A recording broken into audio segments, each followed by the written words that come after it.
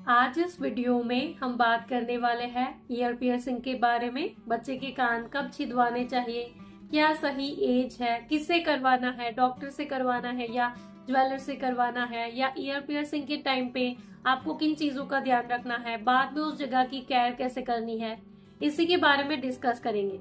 So hello everyone and welcome back to Bhavika's motherhood journal. सबसे पहले तो बच्चे की ईयर पियर्सिंग के लिए क्या सही एज है। तो वैसे कोई फिक्स एज तो नहीं है, लेकिन जनरली आप 6 मंथ के बाद करवा सकते हो। जैसे अगर कोई ट्रेडिशन है आपको उससे भी पहले करवाना है तो एटलीस्ट 3.5 महीने तक आपको जरूर से वेट करना है, क्योंकि 3.5 महीने तक बच्चे को पहले 3 टीके लग जाते हैं जो DTP के टीके होते हैं, उसमें टीटनेस का वैक्सीन होता है। तो एटलीस्ट वो लगवाने के बाद ही आपको बच्चे को ईयर पियर्सिंग करवाना चाहिए। मैं रिकमेंड करती हूँ कि आपको एटलीस्ट 1 साल तक जरूर से वेट करना चाहिए, क्योंकि 1 साल तक बच्चे की इम्यूनिटी थोड़ी सी डेवलप हो जाती है, तो इन्फेक्शन वगैरह होने के चांसेस भी काफी हद तक कम हो जाते हैं एंड आपको उस एरिया की सफाई में भी थोड़ा सा इजी हो जाएगा। तो एटलीस्ट 1 साल तक आप जरूर से वेट करो। फिर बात करते हैं कि किस मौसम में आपको ईयर पियर्सिंग या नोज पियर्सिंग करवाना है। तो जैसे कि अगर आप समर सीजन में या मानसून के टाइम पे ईयर पियर्सिंग या नोज पियर्सिंग करवाते हो तो वहां पर इन्फेक्शन होने के चांसेस और पस वगैरह निकलने के चांसेस थोड़े से बढ़ जाते हैं। तो बेहतर रहेगा कि आप विंटर के टाइम में, और हमारे यहाँ ये ट्रेडिशन है कि जो मकर संक्रांति का टाइम होता है जैसे 14 जनवरी के आसपास आप बच्चे का ईयर पियर्सिंग करवा सकते हो। इसके अलावा आपको किससे करवाना है, जैसे डॉक्टर से करवाना है या ज्वेलर से करवाना है, तो दोनों में से किसी से भी आप करवा सकते हो।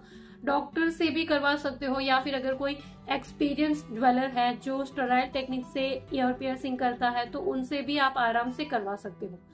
ईयर पियर्सिंग करवाते समय आपको जरूर से ध्यान रखना है कि वो कौन सी रिंग पहनाने वाले हैं, वो रिंग आपको पहले से ही चूज कर लेनी है। जैसे गांव देहातों में ऐसे जैसे झाड़ू की स्टिक लगाई जाती है या फिर कोई भी रैंडम वायर लगाया जाता है, वो आपको अवॉइड करना चाहिए, क्योंकि वहां पर इन्फेक्शन होने के चांसेस पूरे होते हैं।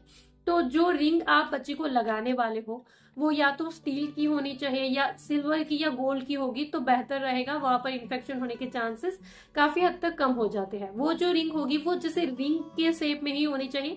जैसे कोई स्क्रू वाली रिंग अगर आप लगा रहे हो तो वहां पर सफाई में भी आपके लिए इजी नहीं होगा और वहां पर इन्फेक्शन होने के चांसेस थोड़े से बढ़ जाते हैं।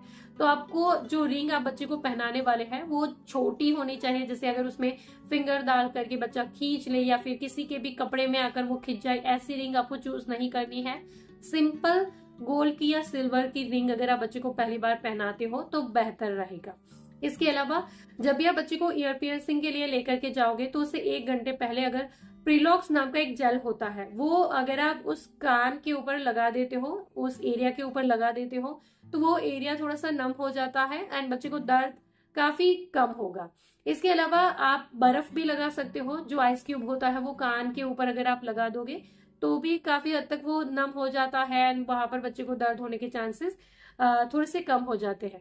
जब भी आप बच्चे को ईयर पियर्सिंग करवा रहे हो तो उस टाइम पे बच्चे का ध्यान डाइवर्ट करना बहुत ही जरूरी है, क्योंकि अगर बच्चे को पहले ही पता लग जाएगा कि ये ज्वेलर या ये डॉक्टर मेरे साथ कुछ करने वाले हैं तो वो रोने लग जाएगा, चीखेगा, चिल्लाएगा, हिलने लग जाएगा, तो ईयर पियर्सिंग इजी नहीं होगा।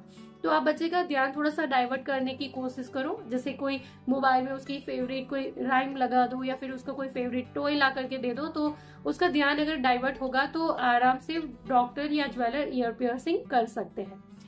इसके अलावा जब भी बच्चे की ईयर पियर्सिंग हो जाती है उसके बाद वो जो रिंग आपने बच्चे को पहनाई है वो एटलीस्ट 6 वीक्स तक जरूर से वो ही पहना कर रखनी है। उस दौरान वो चेंज नहीं करना है।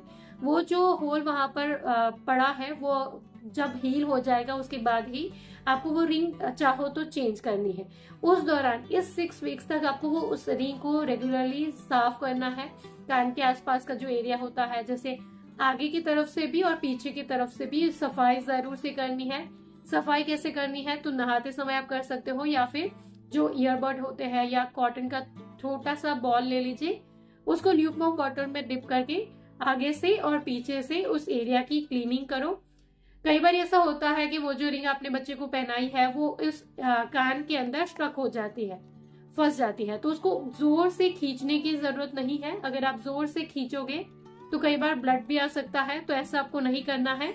उस एरिया को गीला करके धीरे धीरे अगर आप रिंग को घुमाने की कोशिश करोगे तो आराम से वो घूम सकती है और उस जगह की आप आराम से क्लीनिंग कर सकते हो। जब भी आप ईयर पियर्सिंग करवाओगे तो उसके बाद 1-2 दिन तक वहां पर पेन हो सकता है, लेकिन उसके बाद भी जैसे कि 2 दिन हो चुके हैं और उसके बाद भी बच्चे को वहां पर बहुत ही ज्यादा पेन हो रहा है, या फिर अगर वो एरिया रेड हो रहा है, रेडनेस बढ़ रही है, या फिर उसमें कोई सूजन है, पस निकल रहा है या खून निकल रहा है, या फिर उसमें अगर कोई गांठ पड़ी है, तो आप जरूर से डॉक्टर को कंसल्ट कर सकते हो। So this is all for today. I hope कि मेरा ये वीडियो आपके लिए जरूर से यूजफुल रहा होगा। अगर इस वीडियो से आपकी कोई भी मदद हुई है, वीडियो अगर आपके लिए यूजफुल था, तो इस वीडियो को लाइक और शेयर जरूर करिएगा। चैनल पर नए हो तो सब्सक्राइब कर लीजिए ऐसे ही और वीडियोस के लिए। इसके अलावा और कुछ अगर आप मुझसे पूछना चाहते हो, कुछ बताना चाहते हो, तो आप मुझे नीचे कमेंट बॉक्स में जरूर से लिख सकते हो।